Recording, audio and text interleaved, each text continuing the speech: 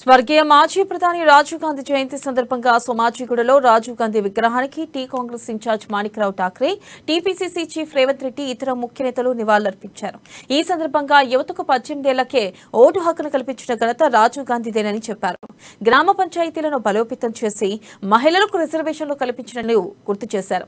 ఇక దేశంలో రాజీవ్ గాంధీ సాంకేతిక విప్లవం తీసుకొచ్చారన్నారు. టెలికాం రంగంలో మార్పులు తెచ్చి అందరికీ అందుబాటులోకి తీసుకొచ్చామని పేర్కొన్నారు.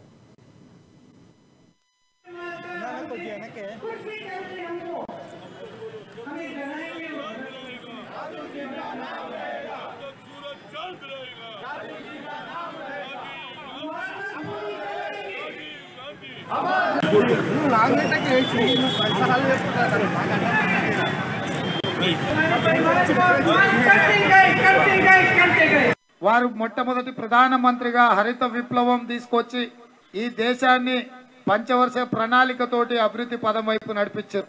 వారి తర్వాత శ్రీమతి ఇందిరాగాంధీ గారి దేశ ప్రధానమంత్రిగా బ్యాంకులను రద్దు చేసి సీలింగ్ యాక్ట్ తీసుకొచ్చి పేదలకు భూముల పట్టాలిచ్చి ఒక బలమైన నాయకత్వాన్ని ఇవ్వడమే కాదు, ప్రతిసారి మన దేశం మీద సవాలు విసురుతున్న పాకిస్తాన్ మీద యుద్ధం చేసి పాకిస్తాన్ ని ఓడించి బంగ్లాదేశ్ అనే ప్రత్యేక దేశాన్ని ఏర్పాటు చేసిన ఉక్కు మహిళ, ఈ దేశం కోసం ప్రాణాలు అర్పించిన నాయకురాలు శ్రీమతి ఇందిరాగాంధీ గారి పుత్రుడు శ్రీ రాజీవ్ గాంధీ గారు.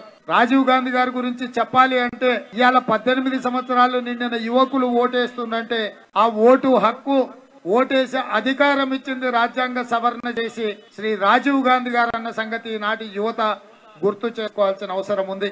ఇదే కాకుండా మహాత్మా గాంధీ గారు పల్లెలే పట్టుకొమ్మలు అని పంచాయతీరాజ్ వ్యవస్థ మీద పూర్తిగా ఈ దేశం అభివృద్ధి ఆధారపడ్డది అని అంటే రాజ్యాంగంలో 73, 74 సవరణ తీసుకొచ్చి గ్రామ పంచాయతీలకే సర్వ హక్కులు అధికారాలు ఇచ్చి గ్రామాల అభివృద్ధి చేసుకోవడానికి రాజ్యాంగ సవరణ చేసి సర్పంచులను, ఎంపీటీసీలను, జడ్పీటీసీలను ప్రతి ఒక్కరిని బలోపేతం చేసి నాయకత్వాన్ని అందించిన నాయకుడు శ్రీ రాజీవ్ గాంధీ గారు.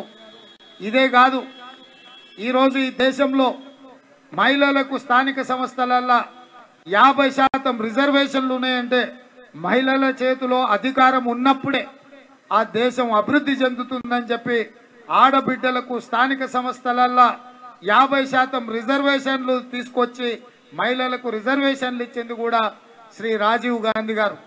పరిపాలనలో సమూలమైన మార్పులు తీసుకొచ్చి పేదల చేతిలో అధికారం పెట్టి ఈరోజు